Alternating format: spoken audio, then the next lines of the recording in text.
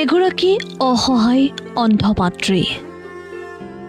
মাতৃ কন্যাৰ দুজনীয়া পৰিয়াল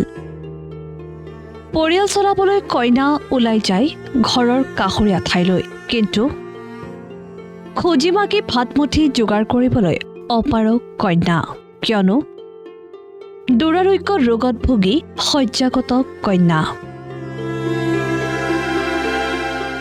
দুৰ্ভগীয়া মাতৃকন্যাৰ এই মৰ্মস্পৰ্শী ঘটনা মৰাণৰ।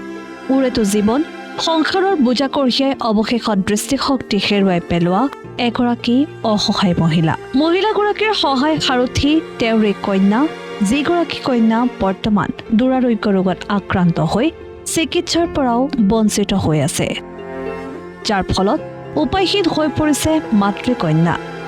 চৰাইদেউ জিলাৰ মৰাণৰ চেঁচাপুখুৰী গাঁৱৰ এটি দুৰ্ভগীয়া পৰিয়ালৰ কৰুণ কাহিনী এয়া।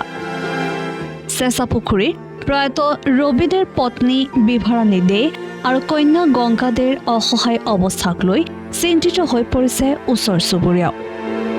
পৰিয়ালটোৰ একমাত্ৰ পুত্ৰয়ো মাতৃভক্তিৰ চোৱা চিতা নকৰাৰ অভিযোগ তুলিছে মাতৃ তথা কন্যাই।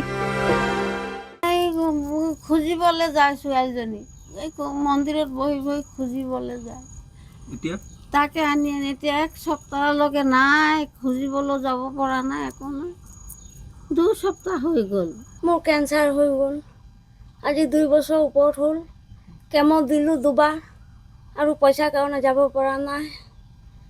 মই এতিয়া সেইকাৰণে সেই ভৰি বিষত উঠিব পৰা নাই। ঘৰত আছে ভাইটি, কথা নুশুনে, মাতিলেও নাহে, ওচৰত একদম নাহে। দেউতা থাকোঁতে কষ্ট দিছে দেউতাকো, এতিয়া দেউতাই মাক চাবলৈ মোক কৈ গৈছে, সেই ল'ৰাটো নাচায় মাক। ইফালে স্থানীয় দুটা পৰিয়ালে মাতৃকন্যাক খাদ্যৰ যোগান ধৰি আহিছে যদিও দুয়োগৰাকীকে চিকিৎসাৰ প্ৰয়োজন আছে। কোনো ধৰণৰ উপাৰ্জন নথকা এই পৰিয়ালটোৰ বাবে সুব্যৱস্থা গ্ৰহণ কৰিবলৈ মুখ্যমন্ত্ৰী হিমন্ত বিশ্ব শৰ্মা আৰু মাহমৰা সমষ্টিৰ নৱনিৰ্বাচিত বিধায়ক সুৰুজ দিহিঙীয়াক আহ্বান জনাইছে স্থানীয় ৰাইজে।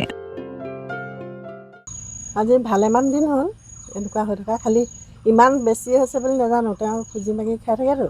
আজি বহুত দিন দেখা নাই। তাৰপিছত সেইদিনাখন মাকে তাই মানে আমাৰ ঘৰলৈ গ'ল, গৈ পেলাই আৰু কৈছে যে কিবা এটা সহায় কৰি দিয়ক। এতিয়া মইনো কি কৰিম, মই ই-ৰিক্সা এখন লৈ পেলাই ভাড়ালৈ লৈ পেলাই ডাক্তৰৰ ওচৰলৈ পঠালোঁ। তাৰপৰা পেইন কিলাৰ এটা দি পঠিয়ালে আৰু চিকিৎসাৰ কাৰণে কৈছে আৰু এই মিডিয়াৰ যোগেদি মই আমাৰ মাননীয় মুখ্যমন্ত্ৰী আৰু আমাৰ নৱনিৰ্বাচিত সুৰুজ দিহিঙীয়া ছাৰলৈ মানে ৰিকুৱেষ্ট কৰিছোঁ পৰিয়ালটো যাতে উদ্ধাৰ কৰে। মৰাণৰ পৰা অংশুমান চাহু ৰিপৰ্ট, প্ৰথম খবৰ।